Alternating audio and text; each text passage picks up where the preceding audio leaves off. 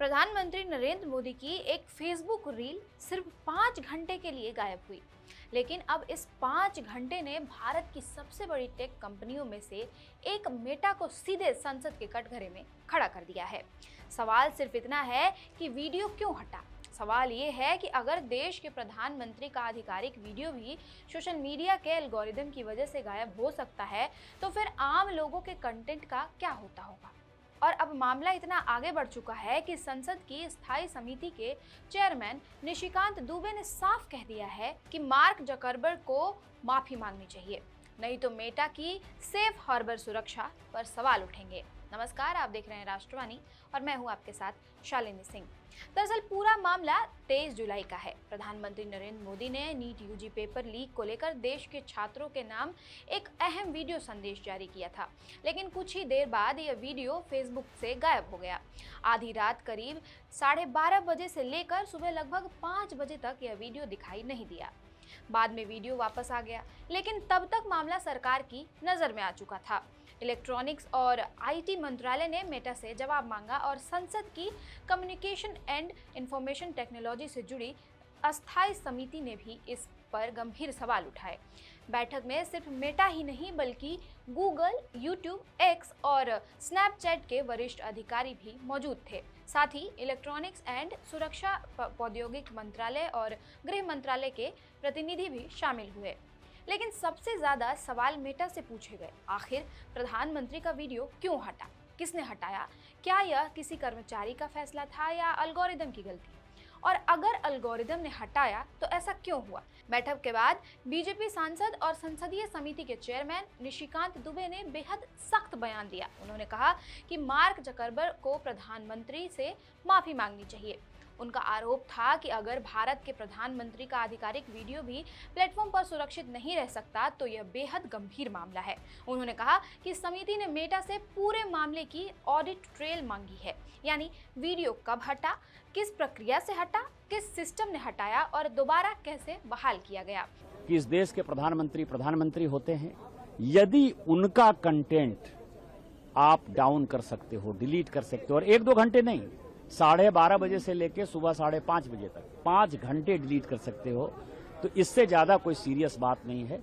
और इसलिए माफी से काम नहीं चलेगा। जकरबर्ग को जो है माफी मांगनी पड़ेगी। नहीं तो हमने पूरी कमेटी ने एक यूनानिमस रिकमेंडेशन किया है कि जो सेफ हार्बर हैं आपके, यदि सीसैम नहीं उतारता है, महिलाओं का कंटेंट नहीं उतारता है, और यदि सरकार के खिलाफ देशद्रोही ताकतों को आगे बढ़ाते हुए यदि सरकार की बातों को प्रमुखता से नहीं देता है, तो आपके सेफ हार्बर कंटेंट को खत्म कर देंगे। लेकिन यहाँ एक बात समझना बेहद जरूरी है, यह मांग किसी आम नेता की नहीं थी, किसी राजनीतिक दल के प्रवक्ता या किसी पार्टी के कार्यकर्ताओं ने नहीं उठाई है। यह मांग संसद की कम्युनिकेशन एंड इंफॉर्मेशन टेक्नोलॉजी से जुड़ी संसदीय अस्थायी समिति के चेयरमैन निशिकांत दुबे ने की है। यानी यह मामला अब सिर्फ बीजेपी बनाम मेटा नहीं रह गया है, सवाल सीधे संसद की एक अस्थायी समिति से जुड़ गया है। आसान शब्दों में कहें तो अब निशाने पर सिर्फ मेटा इंडिया नहीं बल्कि कंपनी के सबसे बड़े अधिकारी मार्क जकरबर्ग हैं।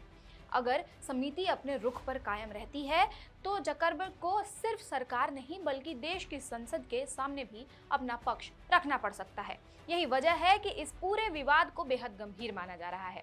मेटा की तरफ से जो सफाई दी गई वह भी चर्चा का विषय बन गई है। बैठक में मौजूद सांसदों के मुताबिक कंपनी ने इसे एल्गोरिदम की गलती बताया। अधिकारियों ने कहा कि उनका ऑटोमेटेड सिस्टम डिप फेक और संदिग्ध कंटेंट की पहचान करता है और इसी प्रक्रिया में प्रधानमंत्री का वीडियो भी गलती से हट गया। कंपनी ने इस पर खेद जताया और भरोसा दिया कि भविष्य में ऐसी गलती दोबारा नहीं होगी। हालांकि सरकार के कई प्रतिनिधि इस जवाब से पूरी तरह संतुष्ट नहीं दिखे।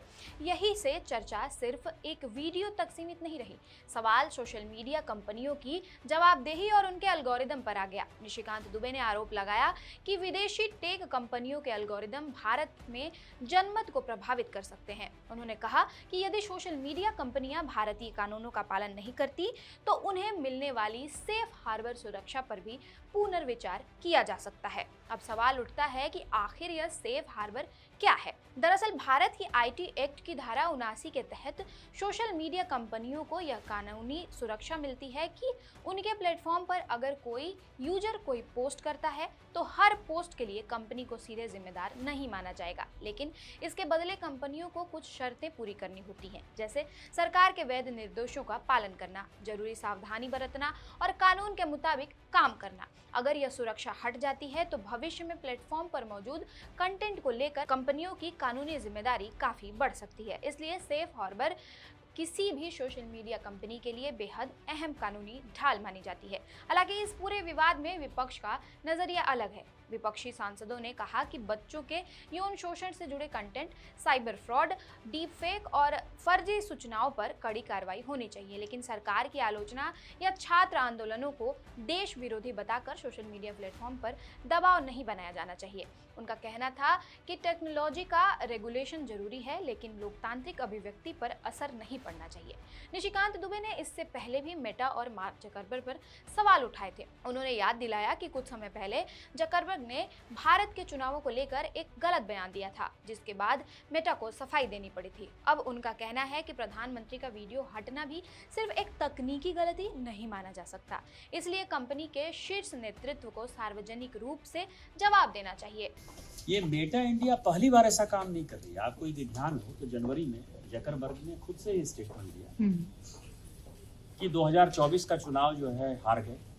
अब मुझे लगा कि 2014 में भी माननीय प्रधानमंत्री मोदी जी थे, 2019 में भी थे, 2024 में थे, तो कौन हार गया गॉड नोस, लेकिन कोविड-19 के कारण हार गए और बाद में उनको माफी मांगनी पड़ी। इसका मतलब ये है कि उनका जो माइंडसेट है वो देश को डिस्टेबलाइज करने का है। और जब भारत के प्रधानमंत्री का जो है वीडियो उतारा जा सकता है और उन्होंने खुद स्वीकार किया कि 5 घंटे तक उतारा, 12:30 बजे रात से लेके सुबह 5 बजे तक जो है वो कंटेंट गायब रहा, तो ये बड़ी सीरियस बात है।